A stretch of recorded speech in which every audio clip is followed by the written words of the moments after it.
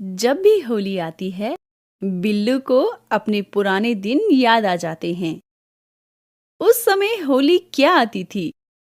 बिल्लू को तो जैसे लोगों को परेशान करने का सुनहरा अवसर मिल जाता था। सारा दिन हाथ में रंग भरी पिचकारी लिए शिकार की तलाश में रहता था। एक बार होली का ही अवसर था। दीनू काका हाथ में लाठी लिए धीरे धीरे चलते हुए अभी गली के मोड़ तक ही पहुंचे थे कि ठंडे पानी की बौछार सीधे उनके मुंह पर पड़ी। अचानक हुए हमले से वो संभल नहीं पाए और पीठ के बल जमीन पर गिर गए। हा हा हा, क्यों काका, कैसी रही? ये आवाज दीनू काका के लिए नई नहीं थी। ये और कोई नहीं, उनकी गली का सबसे शैतान बच्चा बिल्लू था, जो पूरे मोहल्ले के लिए परेशानी का कारण बना हुआ था। ठहर बदमाश, अभी तुझे सबक सिखाता हूं, कहते हुए दीनू काका ने उठने की कोशिश की, लेकिन कमर के दर्द से वो कर्रा उठे और बिल्लू 9-2-11 हो गया। दीनू काका ने फैसला ले लिया था कि वो बिल्लू की शिकायत मोहल्ला सुधार समिति में करेंगे। कुछ ही देर में वो समिति के ऑफिस में बैठे हुए अधिकारियों को घटना का ब्यौरा दे रहे थे। अरे साहब, नाक में दम कर रखा है इस लड़के ने, दीनू काका ने कराहते हुए कहा। आप सही कहते हो काका, अब पानी सिर से ऊपर जा चुका है। हमें बिल्लू की शिकायत उसके पिताजी से करनी ही पड़ेगी। समिति के अध्यक्ष चोपड़ा जी ने सहमति जताते हुए कहा। अभी 3-4 दिन पहले ही उस लड़के ने मेरे बेटे की आंख पर गुब्बारा फेंक कर मारा था। बेचारे की आंख बुरी तरह से लाल होकर सूज गई थी। मैं तो तभी से आपके पास आने के लिए सोच रहा था। आज जब समय मिला तो शिकायत लेकर आया हूं। रामनाथ जी, जो समिति के एक वरिष्ठ सदस्य थे, बोले, ऐसा करते हैं, सब लोग मिलकर अभी बिल्लू के पिता के पास अपनी अपनी शिकायतें लेकर चलते हैं। वे ही कोई सही कदम उठाएंगे, दीनू काका ने सुझाव दिया। लेकिन वो तो अपने व्यापार के सिलसिले में शहर से बाहर गए हुए हैं, समिति के एक अन्य सदस्य ने बताया।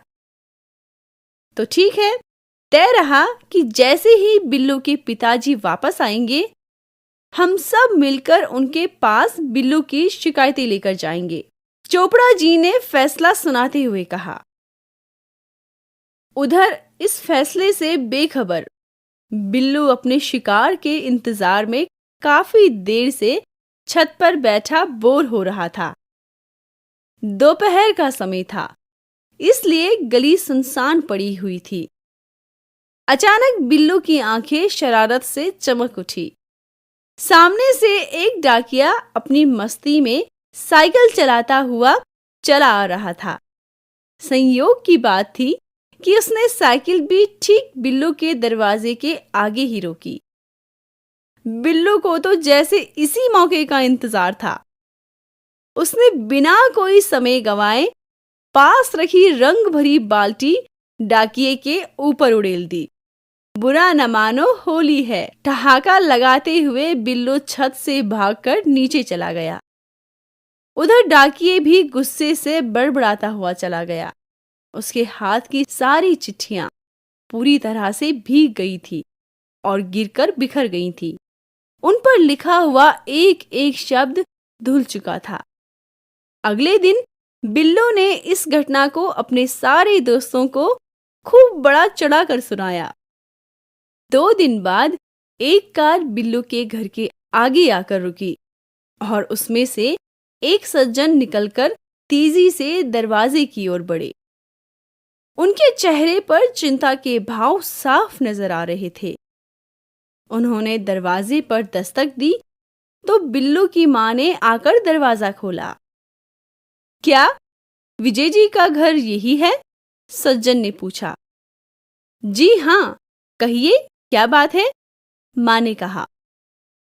उत्सुकतावश बिल्लू भी माँ के पीछे आकर खड़ा हो गया था।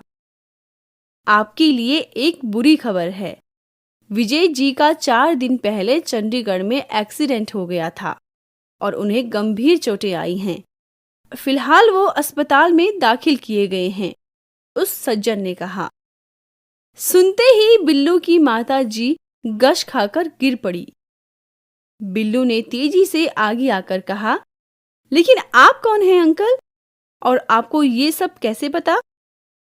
सज्जन ने कहा, बेटे, तुम्हारे पिताजी व्यापार के सिलसिले में मुझसे ही मिलने आए थे। उनकी दुर्घटना के तुरंत बाद मैंने तुम्हारे घर टेलीग्राम भी भेजा था, लेकिन जब 3 दिन तक कोई नहीं पहुंचा तो आज मुझे खुद आना पड़ा।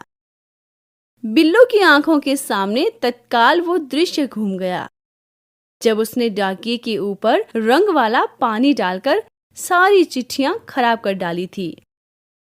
बरबस ही उसकी आंखों में आंसू छलक आए और पछतावे व ग्लानि से उसका मन भर आया। उसी समय बिल्लू व उसके परिवार के लोग चंडीगढ़ के लिए रवाना हो गए। कुछ दिन बाद जब सब लोग वापस लौटे तो मोहल्ले वालों ने बिल्लू में एक बदलाव देखा। चालाक और शैतान बिल्लू अब एक गंभीर, समझदार बच्चा बन चुका था और सबकी सहायता करने को हमेशा तत्पर रहता था।